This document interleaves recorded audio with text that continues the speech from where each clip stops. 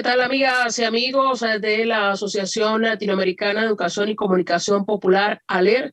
Es para mí un placer poder saludarles en esta oportunidad para compartir con ustedes las reflexiones sobre un tema que nos ocupa en la mañana de hoy con un panel exquisito. Vamos a estar hablando de un tema que no siempre en todos los medios de comunicación está en la primera línea y en la agenda priorizada por las editoriales, pero que para nuestras vidas tiene un inmenso valor. Vamos a estar hablando de violencia simbólica de género y medios de comunicación, especialmente como lo vemos en nuestra América Latina. Y para eso vamos a contar con un panel de expertas, de compañeras, que estarán compartiendo con nosotros sus experiencias de los distintos países de nuestra patria grande. Yo soy Iraní Acosta, parte del equipo de IRFA en Venezuela y estaría acompañándoles en este espacio durante la próxima hora. Bienvenidos, bienvenidas, les invitamos a que nos acompañen en este espacio. Recuerden que ustedes también pueden participar con nosotros a través de las distintas plataformas con sus preguntas, bien sea directamente en la sala de Zoom, a través de nuestro canal en YouTube o a través de las redes sociales, todos los canales de la Asociación Latinoamericana de Educación y Comunicación Popular, ALER. Pero vamos a iniciar de inmediato. Hoy estará acompañándonos en este panel Carla Cortés de Herbol, también en Bolivia, para la sistematización y para estar revisando junto a todos nosotros sus preguntas, sus inquietudes y sus comentarios. Para empezar de inmediato con estas reflexiones, quiero darle la bienvenida a Nadia Alvarado. Ella es colaboradora de GEMA, Observatorio de Género y Medios de Comunicación, nutricionista, egresada del posgrado en Comunicación y Desarrollo en Costa Rica, donde es además docente de la universidad de ese país. Nadia, bienvenida, buenos días, buenas tardes, donde nos sintonizan ya pasado el mediodía. Saludos a quienes nos acompañan. ¿Cuál es tu primera impresión, lo primero que tendrías que resaltar sobre este tema? Gracias, Irani. Qué gusto conversar con ustedes y gracias por este espacio, Aler. De verdad, un gusto. Bueno, en primer lugar, nosotros hacemos de parte de GEMA el monitoreo global de medios cada 5 años. El último que hicimos fue en 2020 y antes de eso, pues ya hemos hecho las experiencias de 5 años antes, en 2015, en 2010 y el primero en 2005. Y bueno, ¿qué es lo que nos sorprende más? El poco avance en igualdad entre hombres y mujeres en los medios a nivel nacional, a nivel mundial en realidad. Y que en nuestro caso, cuando hacemos este monitoreo global de medios, pues cada país se organiza, ¿verdad? Si no me equivoco, el año pasado participaron más de 100 países, ahorita verifico la cifra exacta, pero para mencionar en Costa Rica y el protocolo que seguimos, hacemos un análisis de medios, de periódicos, de radio, de portales de internet, de televisión, de radio, si ya lo mencioné, y también de internet y Twitter, perdón. Y en ninguno de los medios que analizamos, que son bastantes, son por lo menos 7 por cada uno de estos que mencioné, de cada uno de estos canales, pues en ninguno de estos hubo una presencia favorable o desafiante en estereotipos. Y esto es peligroso porque sabemos que la representación importa, que el hecho de poner a una persona joven, a una mujer, a una persona indígena a hablar de su experiencia es importante, de hablar también desde una figura de autoridad y no solamente hombres que estén representándonos.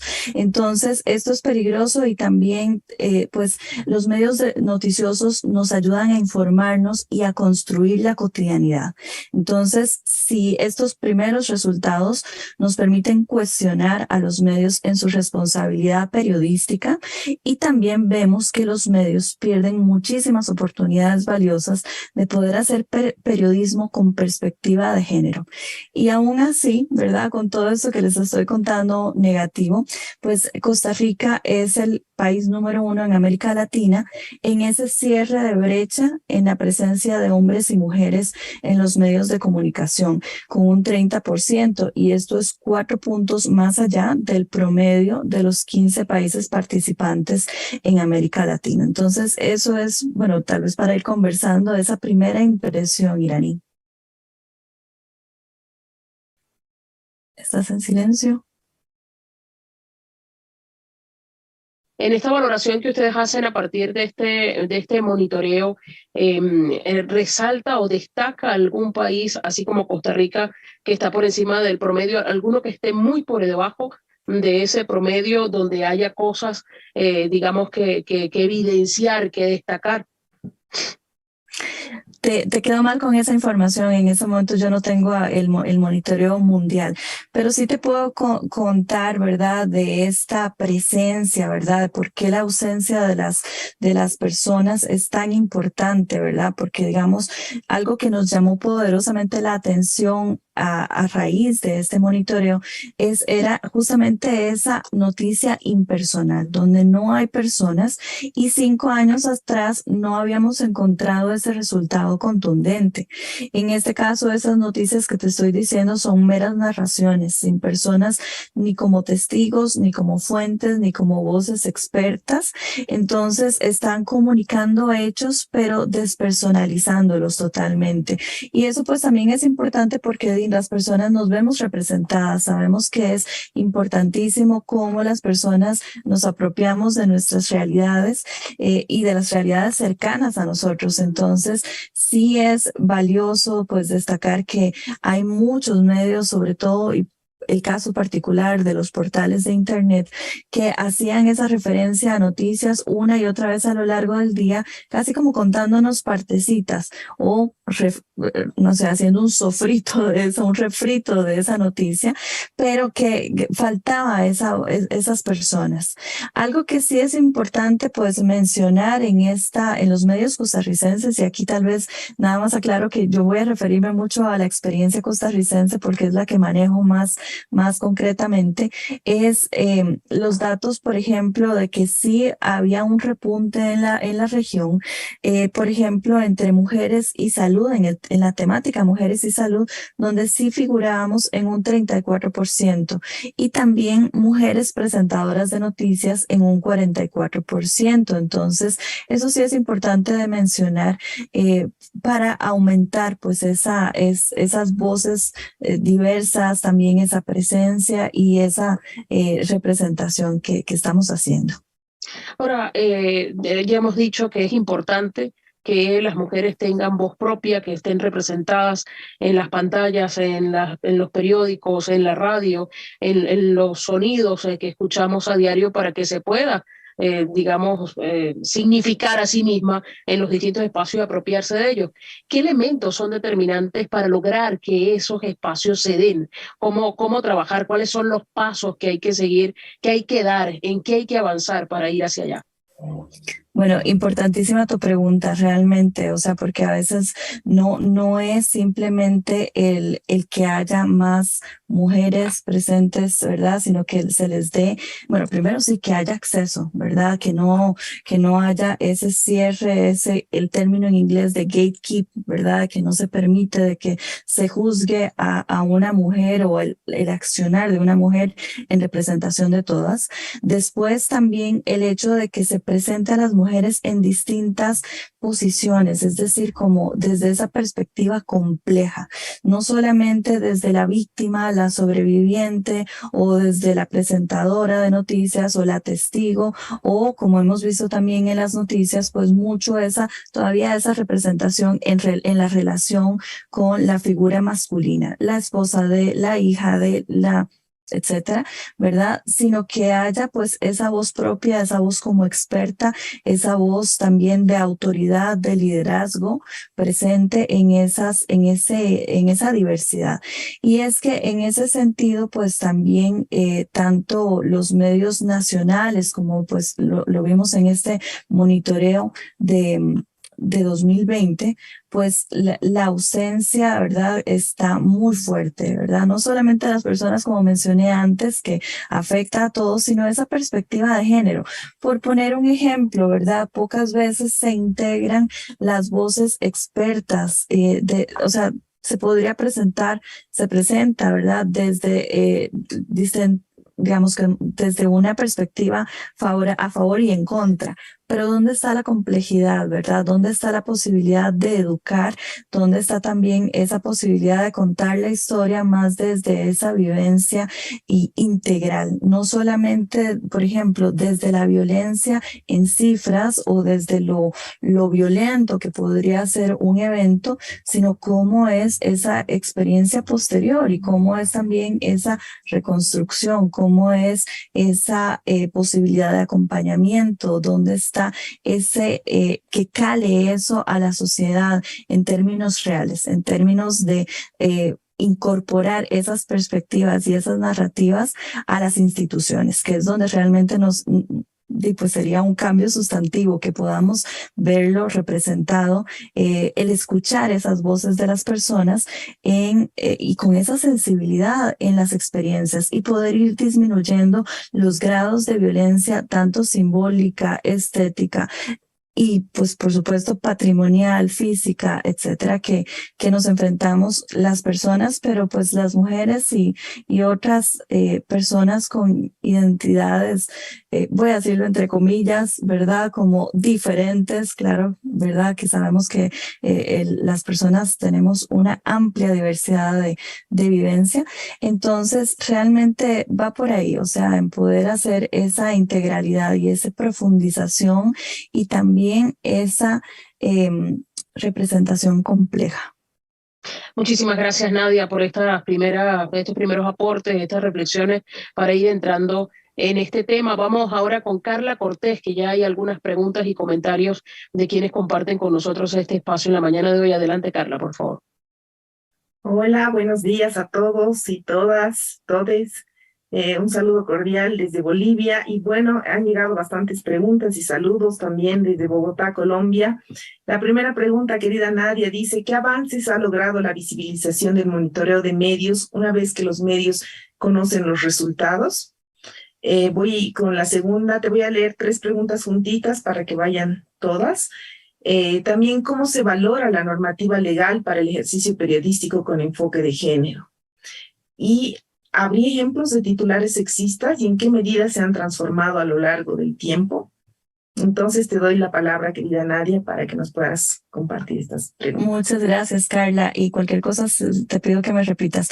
En primer lugar, bueno, esto que mencionamos, voy de atrás para adelante, digamos, como estos titulares sexistas, ¿verdad? Que podríamos tener en las noticias.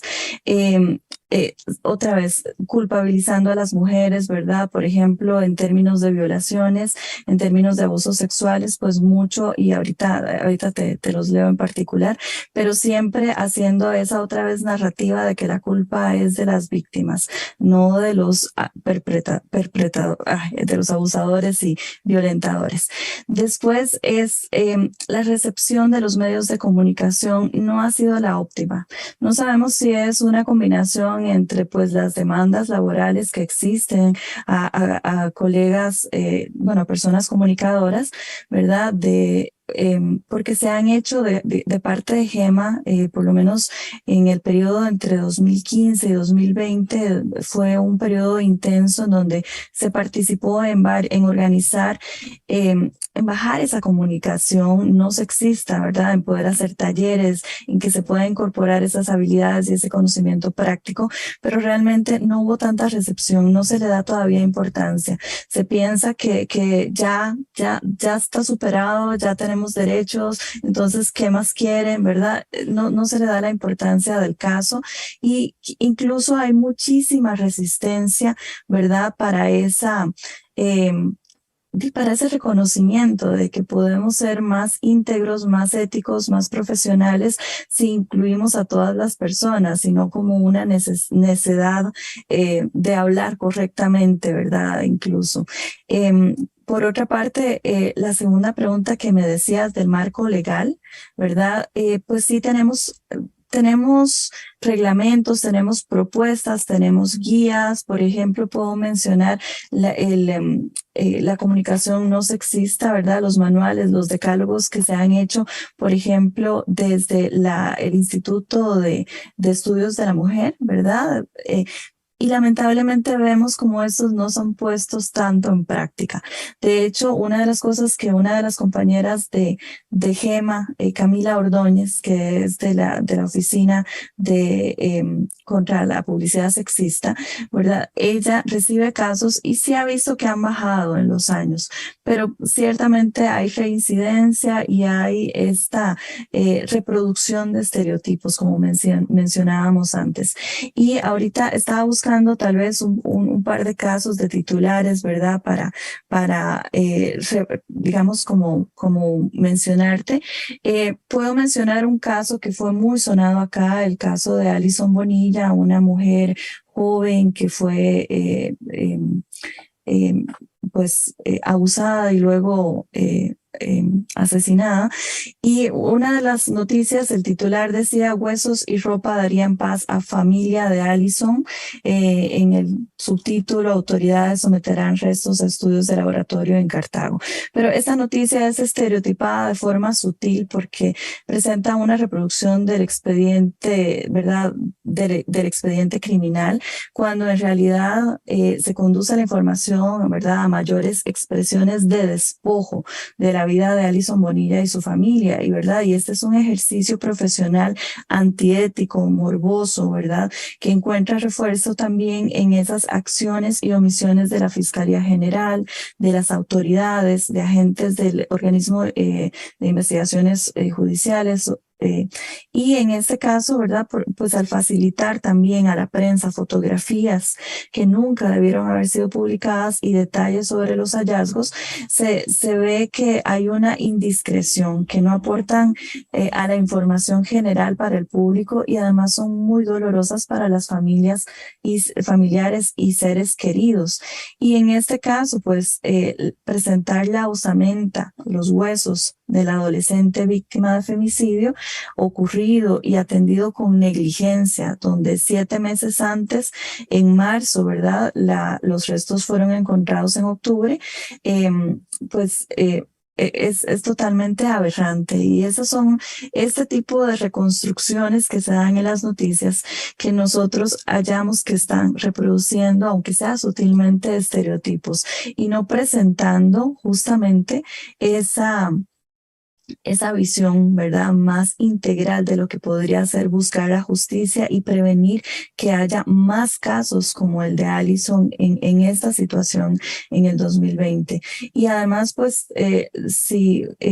el día específico que hicimos el análisis del monitoreo global de medios, pues no hubo, más bien hubo una construcción, ¿verdad?, por partes de esta información, pero no fue solamente, Alison no fue solamente despojada de su vida, violada, ultrajada, sino que también en esa reconstrucción mediática se le despoja de su identidad y de su integridad, ¿verdad? Porque no son solamente huesos esparcidos y mezclados con la ropa, no es un cuerpo, ¿verdad? Y esa es una de esas expresiones de despojo que se enfoca en la información sin un análisis, sin una sensibilidad del dolor, de la compasión y de la censura que deberíamos tener como en esa responsabilidad de expresar la historia, ¿verdad? Pero también un poco de censura ante un crimen tan aberrante,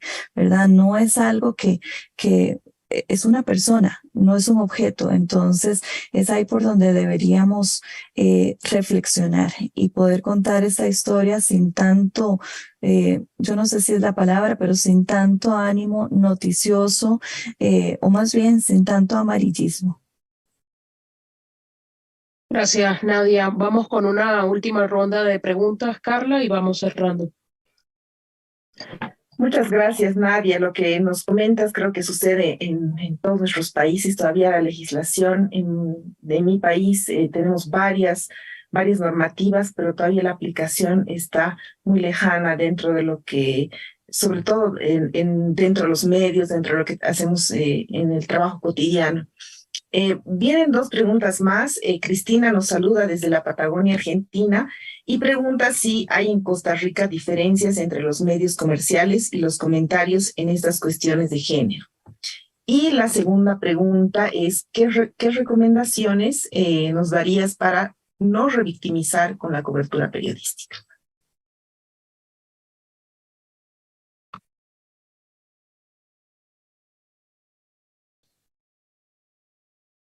Gracias, Carla. No sé si Nadia sigue con nosotros, si puede ir compartiendo sus respuestas, sus reacciones a estas últimas preguntas en los siguientes 2 o 3 minutos.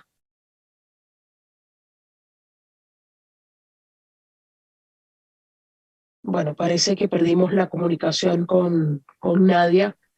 Me Parece quedé, que aquí está, me quedé sin internet un segundo. quedó congelado en un segundo. Adelante, Nadia. ¿Me repiten la pregunta, por favor? Claro que sí. La pregunta es, ¿qué recomendaciones nos das para no revictimizar con la cobertura periodística? Y no sé si lograste escuchar la primera pregunta de Cristina desde la Patagonia, que nos decía, ¿hay en Costa Rica diferencias entre los medios comerciales y los comentarios en estas cuestiones de género que nos has hablado? Lamentablemente no analizamos tantos medios no comerciales como para yo poder hacer una conclusión tajante, ¿verdad? En cómo es el tipo de reportajes.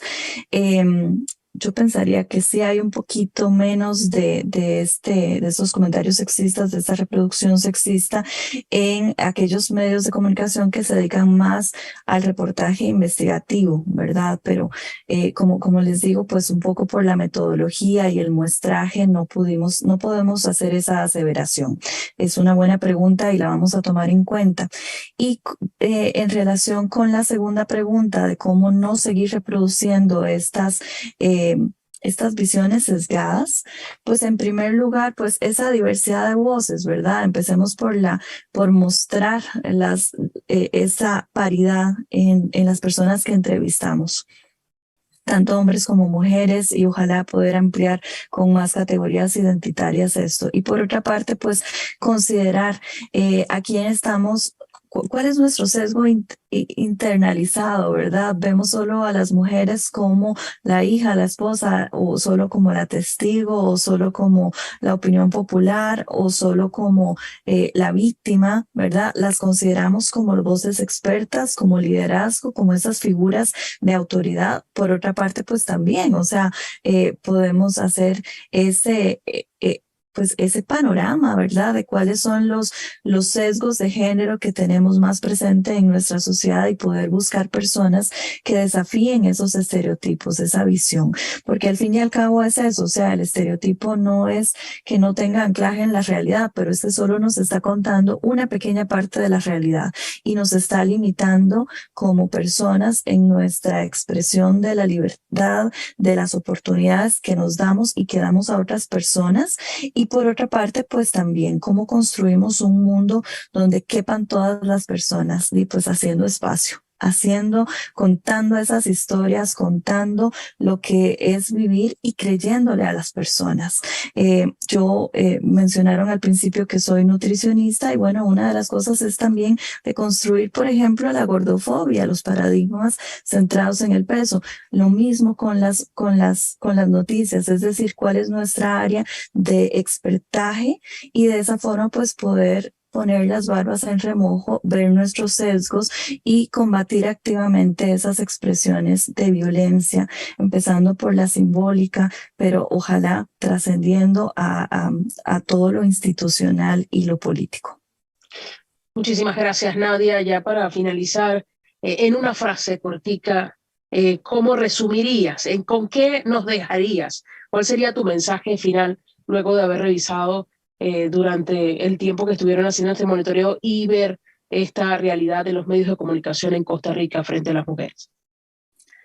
Bueno, primero, solidaridad con todas las personas víctimas de violencia mediática y en segundo lugar, pues seguir trabajando, unirnos y gracias también a Aler porque ustedes también forman parte de esta red que estamos tejiendo para poder erradicar el patriarcado, el sexismo en los medios de comunicación y ojalá en todos los espacios, para sociedades más libres, más felices, más humanas.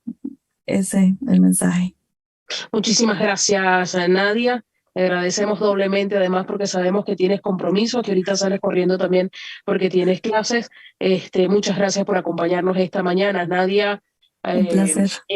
Nadia Alvarado es colaboradora de Esquema, Observatorio de Género y Medios de Comunicación, además nutricionista, egresada del posgrado en Comunicación y Desarrollo y docente en la Universidad de Costa Rica. Muchísimas gracias por acompañarnos esta mañana. Y para seguir avanzando, entrando en las profundidades sobre este tema que nos ocupa el día de hoy, quiero darle la bienvenida ahora a este espacio a Cassandra Sandoval, desde el sur, desde Argentina.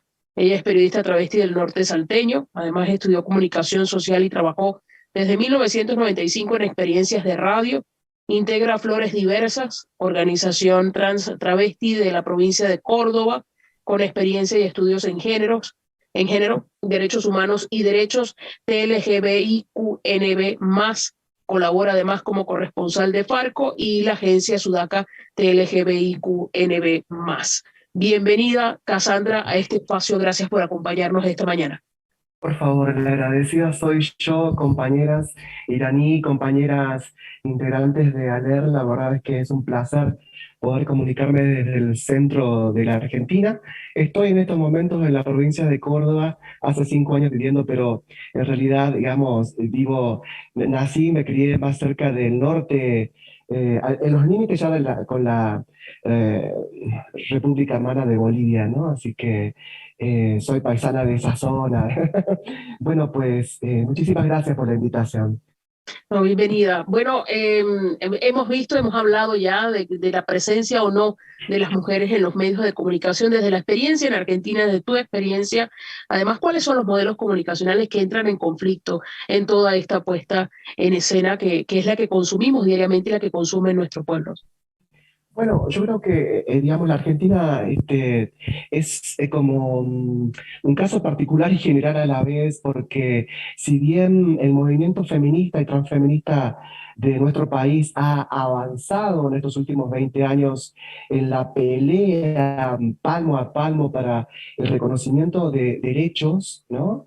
Pienso, por ejemplo, en la ley de matrimonio igualitario, pienso en la ley de identidad de género, pienso en la ley de cupo laboral travesti trans, también una ley de avanzada para la Argentina y América Latina. Es indudable que en la realidad suceden otras cosas, ¿no? Es por eso que sabemos quienes formamos parte de los medios de comunicación comunitarios, alternativos y populares, pero que además estamos en las trincheras, que no nos hemos alejado del frente de lucha y resistencia. Sabemos perfectamente que a estas conquistas de derecho hay que sostenerlas, defenderlas y avanzar, por ejemplo, entre otras cosas, en reglamentación, si es que hablamos de leyes reconocidas hace muy pocas por nuestro Estado, por nuestros diputados y senadores. Digo, un ejemplo muy concreto es el de la Ley de Equidad de Medios, ¿no? También una propuesta de avanzada para nuestro país que significa ni más ni menos que las mujeres y las diversidades tengan un lugar concreto en los medios de comunicación, tanto públicos como privados, ¿no? Esta es una ley que ha sido aprobada en el Congreso de la Nación, pero todavía no ha sido reglamentada. Y la verdad es que nos preocupa demasiado y es, creo yo, un ejemplo concreto, ¿no?, de esto que planteaba al inicio, ¿no?, de que es muy particular y general a la vez. Digamos, por un lado, es políticamente correcto comenzar a reconocer, a desdecirse o a decir de otra manera en los medios de comunicación en general. Acá, digamos, hay medios de comunicación que forman parte de oligopolios, digamos, que forman parte de multimedios de comunicación que tienen una fuerte presencia en las más de 20, 24 provincias argentinas, en un territorio tan amplio y tan vasto donde solamente llegan los medios masivos de comunicación en pueblos y ciudades, ¿no?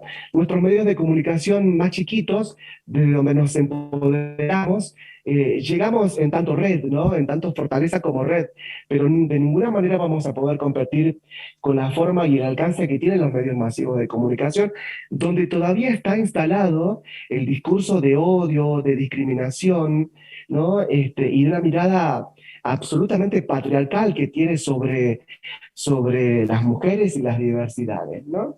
Em, si revisamos, por ejemplo, qué ha sucedido desde la aprobación de la ley de cupo laboral travesti trans en la Argentina, nos encontramos, por ejemplo, con una compañera colega, Diana Surco, en la televisión pública argentina, como el ejemplo más paradigmático, si se quiere, de nuestra presencia, pero después habría que ver claramente cómo se construye, ¿no?, su presencia dentro del discurso público o dentro del discurso mediático en un medio de comunicación público, y qué sucede también con el reclamo que tenemos la mayoría de las compañeras que estamos vinculadas a los medios de comunicación públicos y privados, ¿no?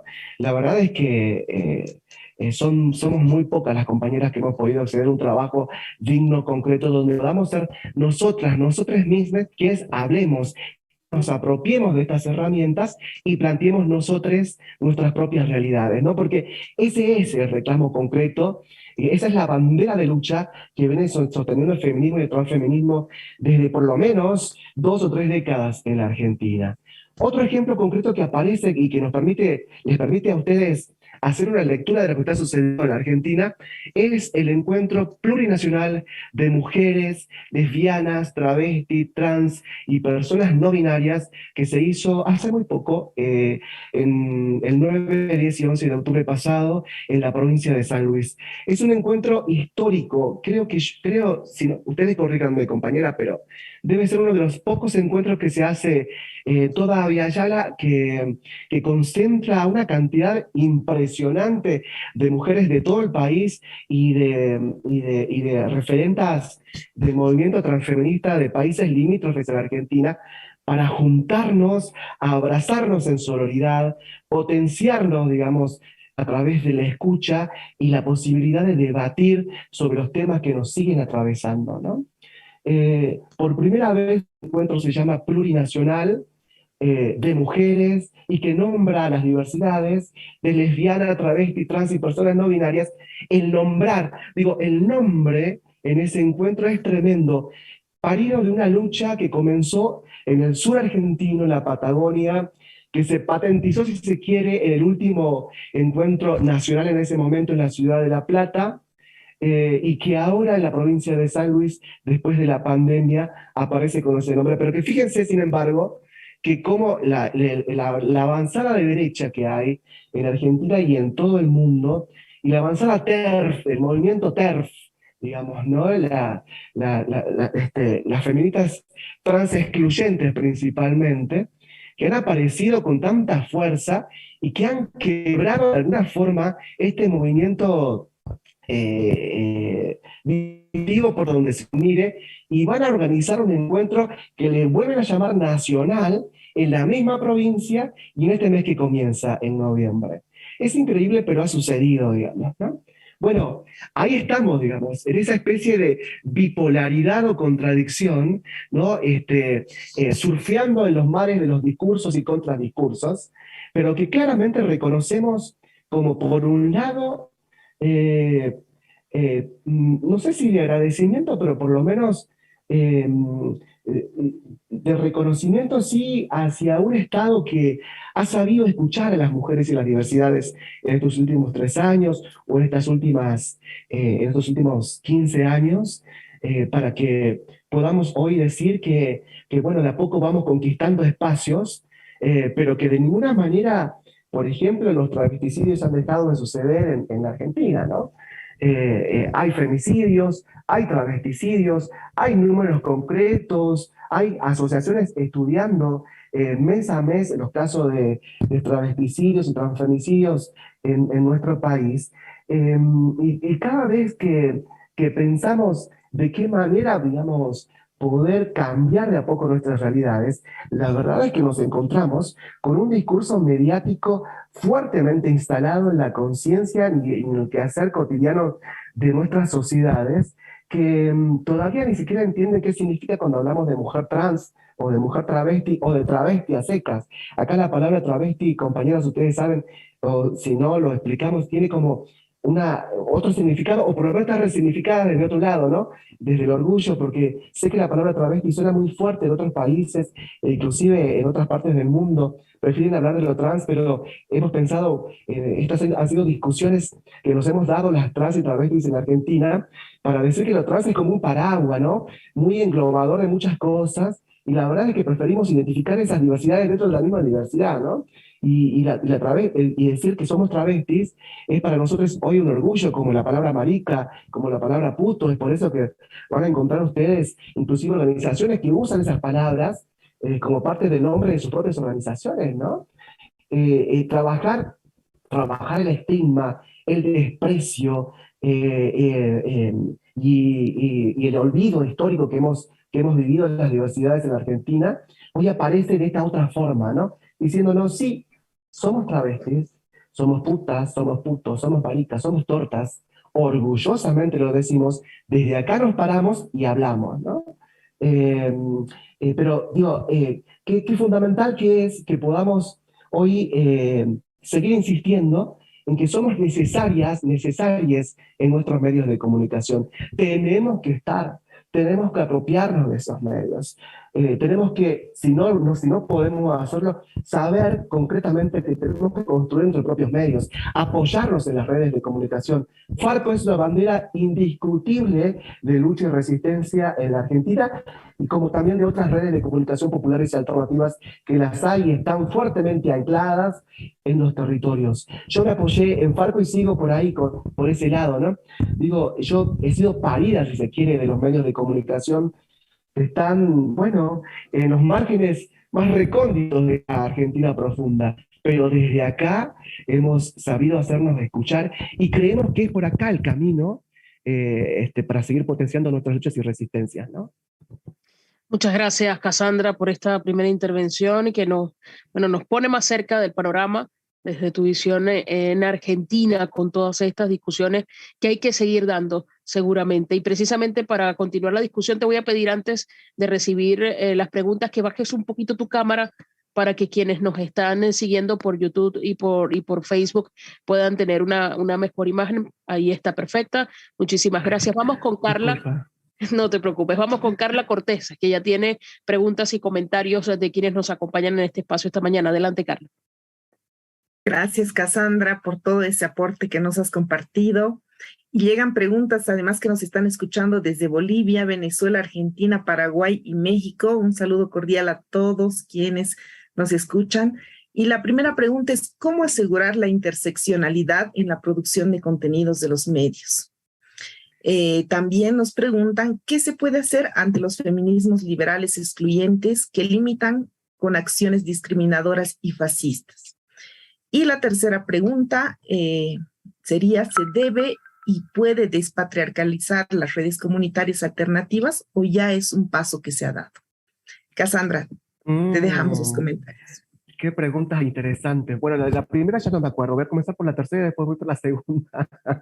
Respecto del trabajo que desarrollan los medios de comunicación alternativos populares comunitarios en la Argentina, me parece que están en una plena tarea justamente, ¿no? de pensar esa construcción del discurso que se hace, ¿no? Porque también, claro, como en todos los espacios, en una etapa, digamos, de la vida y el sostenimiento de los medios y del quehacer de los medios, no se había contemplado el trabajo con las mujeres y las diversidades, ¿no? A pesar de la insistencia, sobre todo en una primera etapa de las mujeres, ¿no? Para estar allí, para participar y colaborar y construir palmo a palmo. Y a pesar de eso, todavía, digamos, encontramos ciertas resistencias. Me parece que, bueno, yo, digamos, siempre he tenido una lectura muy crítica, sobre todo de los espacios de los que soy parte, ¿no? Y cada vez que he tenido la posibilidad de hablar con compañeras y compañeros de los medios de comunicación comunitarios, alternativos y populares de la Argentina, siempre he reclamado por nuestras presencias, ¿no? Es tremendamente importante porque, a ver, hoy, insisto, es políticamente correcto decir que trabajamos por una comunicación popular, inclusiva, de reconocimientos de derechos que son necesarias, lo dicen, ¿no? Pero siempre es de la boca para afuera. Cuando revisás qué sucede en cada medio o en cada espacio de trabajo, no estamos, ¿no? O estamos de forma bastante invisibilizada, ¿no? Siempre desde el margen. Ya sé, las compañeras quizás que hoy están trabajando y sosteniendo medios de comunicación comunitarios en la Argentina me van a decir, no, pero yo estoy acá y es cierto, pero ¿cuántos son los ejemplos, digamos? ¿Cuántas somos concretamente? Nos debemos, y allí hay compañeras, pienso en la grupa Nos Quemaron por Brujas, que todos los años sistematiza y hace como una revisión por los medios de comunicación alternativos comunitarios y populares de la Argentina para saber dónde estamos, qué hacemos, qué decimos, qué dejamos de hacer, ¿no? Qué no hemos podido hacer. Y la verdad es que el porcentaje es llamativo, ¿no? Yo misma me puse a hacer un rastreo con la necesidad de encontrarme con mis compañeras comunicadoras, periodistas, travestis, tortas, lesbianas, trans, maricas en los medios de comunicación comunitarios y no llegamos a 30 en un país de más de 40 millones de argentinas y argentinos, digamos, ¿no? De una red de medios que tiene al menos más de 120 emisoras asociadas, digamos, ¿no? Es llamativo. Entonces, yo creo que quienes coordinan, por ejemplo, esta red, saben perfectamente cuál es la tarea en ese sentido y creo yo que están avanzando con paso lento pero seguro para pensar cómo articular con esas otras sociedades, con esas otras comunidades. La pregunta me la hicieron alguna vez y yo les dije, es importante que piensen cómo acercarnos, por ejemplo, hacia el colectivo travesti trans. La mayoría de las compañeras y compañeros, compañeras trans, travestis, que a lo mejor quieren hacer radio o escribir o hacer televisión o lo que sucede hoy con los medios digitales, lo primero que necesitan es formación y capacitación. No basta solo con decir desde mi radio, vengan compañeras, vengan compañeros, acá está el espacio, pueden sumarse. No es solamente eso, no es solamente desde la enunciación. Hay que salir, como sucedió cuando empezamos a armar el medio propio, ¿no? ¿Cómo hicimos para armar el medio propio? Salimos a articular con las comunidades, ¿no? Salimos a charlar, a dialogar, a sumar de esa manera. El problema es que no se sabe cómo dialogar con comunidades diversas, ¿no? Porque hay prejuicios en relación a ese diálogo inicial. Imagínense ustedes a los hombres heterosexuales intentando dialogar con las trabas, que quizás en estos momentos, bueno, a esta hora, acá son casi las 1 de la tarde, horario de Argentina, ¿no? Pero a la noche, a la mayoría de las compañeras travestis y trans las van a encontrar en la calle, ¿no? Probablemente en situación de prostitución, tratando de sobrellevar su vida y de tener algo para pagar el alquiler y la comida, ¿no? Si hay que comenzar un trabajo concreto con las comunidades diversas, sexodiversas, probablemente haya que salir de noche a buscarlas, digamos, de invitarlas, de acercarle algo para que conozcan el medio, de reflexionar con ellas, con ellos, sobre qué significa, digamos, poder hacer algo en un medio de comunicación, pero que hay que dar ese paso inicial. No podemos esperar que vayamos nosotros a los medios, ¿no? Quizás hay particularidades que estoy obviando en estos momentos, pero la mayoría de las compañías que acaso tengan un interés, hay que bucear en ese interés común, digamos. Tenemos que saber concretamente si hay un interés o no en que esas comunidades sexodiversas puedan sumarse o no a nuestros medios y abrir el juego, ¿no? Lo demás, bueno, ya sabemos qué sucede. Lo demás va a ser parte de compartir esa propia experiencia que tenemos, porque tampoco es sumarle y dejarla libre albedrío, porque decimos, bueno, es hablar como queremos. Hay un montón de fantasmas también dentro del colectivo travesti trans, por ejemplo, yo, que hablo con una voz tan grave, digamos, ¿no?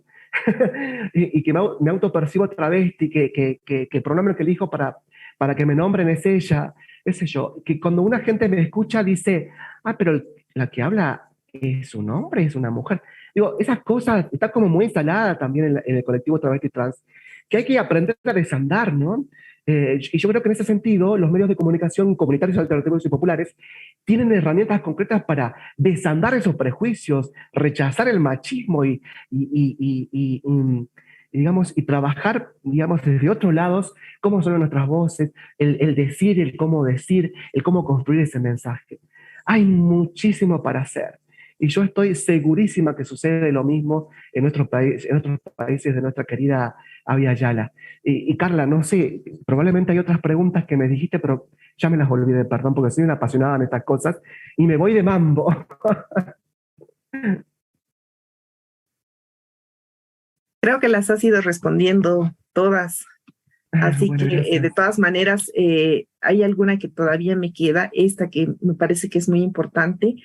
¿Cómo asegurar la interseccionalidad en la producción de contenidos de los medios? Nos los has ido comentando, pero tal vez hay algunas ideas que pueden ayudarnos a todos los comunicadores y comunicadoras a trabajar este tema de la interseccionalidad. El problema es que, digamos, de ninguna manera podemos hablar del reconocimiento de derechos humanos o del avance en el reconocimiento si no tenemos en cuenta todas estas otras presencias dentro de nuestras sociedades, digamos, ¿no?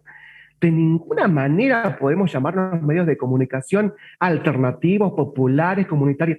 De ninguna manera podemos decir que trabajamos por una comunicación inclusiva y con perspectiva feminista y transfeminista, y mucho menos, digamos, que estamos trabajando con una agenda que reconoce el género y sus diferentes variantes.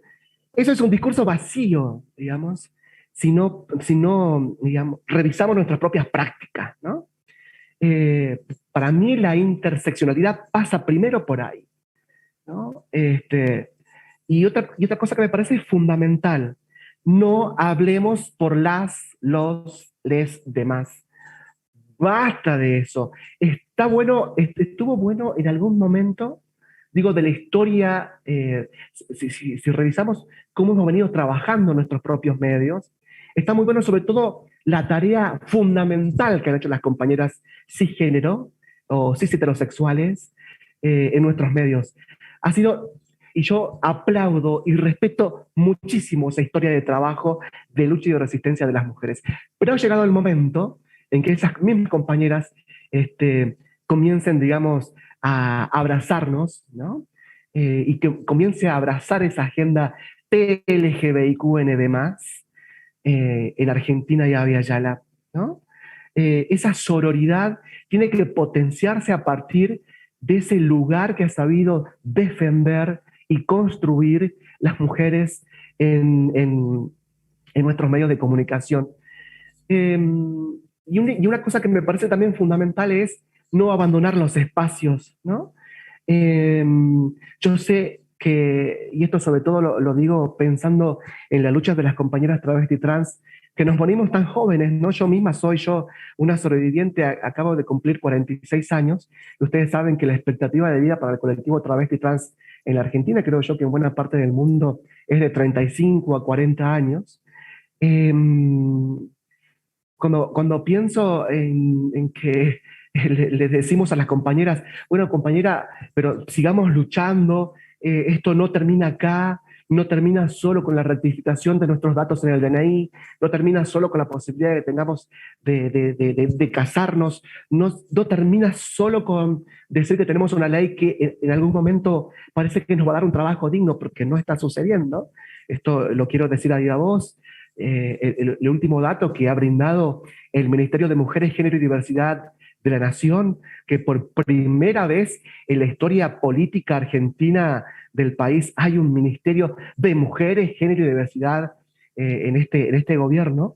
Los últimos datos que arrojó dicen, por ejemplo, que en mi provincia, en estos momentos en Córdoba, de las 700 solicitudes que hicieron compañeras travestis y trans, solo 5 han ingresado por cupo a trabajar en los diferentes estamentos que tiene el Estado con presencia en nuestra provincia. 5 de las 700.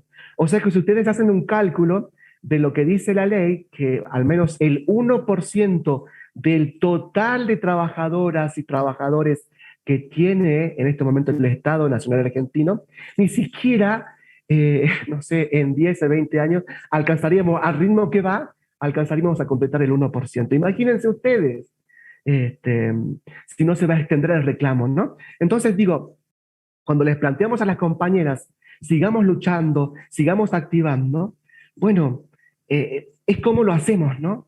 Y yo estoy convencidísima que siempre va a ser trabajando de forma colectiva y en red, ¿no? Y no perdiendo de vista que el movimiento de derecha, la derecha política, económica, jurídica, está avanzando en nuestros pueblos y lo hace de una manera bastante consolidada con la religión y particularmente con las iglesias católicas y evangelistas.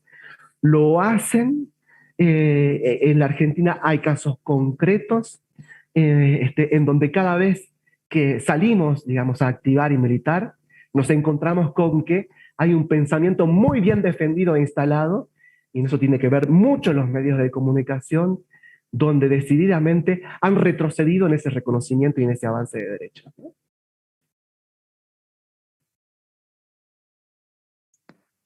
Muchísimas gracias, Cassandra, de verdad, por tus aportes súper relevantes en la mañana de hoy.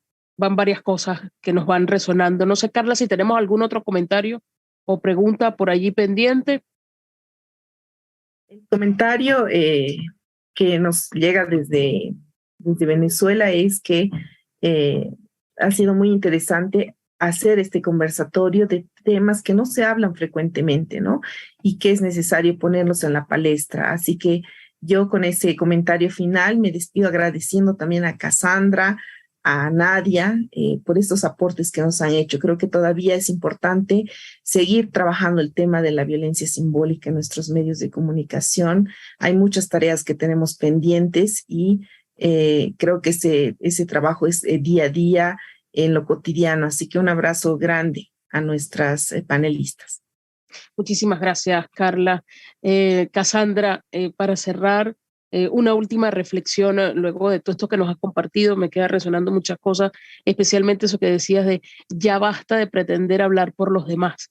Cada quien tiene voz, cada quien tiene derecho a pensar, a expresarse, a existir en los distintos espacios, a ser visto, a ser escuchado, escuchada, en donde participa, en donde vive, en donde está con los otros y con las otras. ¿Qué frase nos dejas al final de esta reflexión? ¿Con qué te quedas? ¿Con qué nos invitas a nosotros a quedarnos luego de todo esto que hemos compartido? Yo, digamos, quiero apelar en todo caso a la sensibilidad humana que pueda llegar a caracterizarnos a nuestras amigas y amigos, amigues, oyentes, que nos están viendo a través de diferentes medios tan potentes que tiene esta red, que no permitamos, ¿no?, que sigan sucediendo cosas tan atroces como los femicidios y travesticidios y transfemicidios en cada uno de nuestros países. Pensemos que podemos aportar. Hay experiencias tan chiquitas, pero que son tan relevantes para la vida de les demás. Con solo, digamos, con solo aportar, y no estoy hablando de lo económico, con solo aportar, digamos, a esa transformación, me parece que contribuimos de muy gran manera para que nuestras sociedades sean más justas, más igualitarias, para que podamos vivir en un mundo donde quepan otros mundos, ¿no? Porque como bien dice una cantora, traba, poeta, Susy Shock de Argentina, ya no queremos ser más parte de esta humanidad, ¿no? Y cuando decimos esto, estamos claramente reconociendo que esto ya no forma parte de nosotros, que esto que sucedió no funcionó, digamos, ¿no? Que como bien lo explica también ella en sus programas de radio, la heterosexualidad fue un fracaso, lo dice, y dejo esa frase para la reflexión, porque seguramente hay muchas compañeras y compañeros heterosexuales que quizás se sientan un poco interpelados por esta frase, pero piénselo en claves políticas, ideológicas. La heterosexualidad fue un fracaso, amigas, amigos. Ahora pensemos cómo queremos sostener y construir un mundo que se nos está derrumbando y que lo estamos viendo con la crisis climática, con la avanzada derecha, con que cada vez hay más pobres y muy pocos ricos concentrando toda nuestra riqueza, con que la distribución equitativa de la riqueza y de nuestros bienes naturales sigue siendo cada vez feroz y atroz, que atentan con nuestras vidas y no nos animamos a decir nada. Digo, con el solo hecho de comenzar a cuestionar, ya es un buen comienzo. Nos animemos a cuestionar y a cuestionarnos, a cuestionar nuestro propio cuerpo, territorio, ¿no? Este cuerpo que somos, este territorio que habitamos, ¿qué sucede con eso? ¿No? A sensibilizarnos por esas formas de interpelar que tienen otras personas que son diferentes a nosotros, pero es solamente eso. Lo demás se puede seguir sosteniendo y avanzando hacia una potenciación para esas comunidades que creemos más libres o que deseamos más libres, más igualitarias, más inclusivas, más democráticas. Quiero agradecerles muchísimo por esta posibilidad que me han brindado, por la comunicación, por la invitación que me llegó a través de las compañeras de Farco para poder charlar con ustedes. Cada vez que puedo, les cuento, soy como una apasionada de la radio, y cada vez que puedo reviso una red, reviso la otra, digo, ¿qué están diciendo por acá? Me bajo un audio, lo archivo para escucharlo después en mi tiempo libre. A Aler la conozco hace muchísimos años cuando vivía en mi pueblo natal y bueno, y hoy ha sido un orgullo para mí formar parte de este conversatorio, de esta charla. Muchísimas gracias también para nosotros. Ha sido un placer poder tenerte, Cassandra, en la mañana de hoy. Es Cassandra Sandoval, periodista travesti del norte salteño, desde Argentina, desde Córdoba.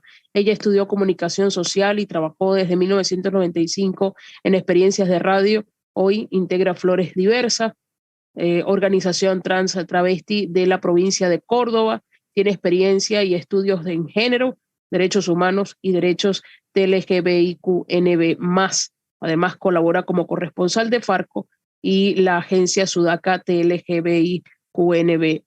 Muchísimas gracias, Cassandra. Agradecemos también a Nadia, que nos acompañó más temprano desde Costa Rica, y por supuesto a nuestra querida también Carla Cortés, quien nos estuvo acompañando en la sistematización y con las preguntas y comentarios en esta mañana. A ustedes que nos acompañaron a través de las diversas plataformas, nuestro canal en YouTube, también a través de Facebook y demás redes sociales, muchísimas gracias por acompañarnos esta mañana. Le invitamos a que estén pendientes de nuestras próximas publicaciones para los siguientes webinars, radios que vamos a tener también a través de estas distintas plataformas. Yo soy Irania Costa desde el IRFA en Maracaibo, en Venezuela. Me despido agradeciéndoles su compañía esta mañana. Hasta luego.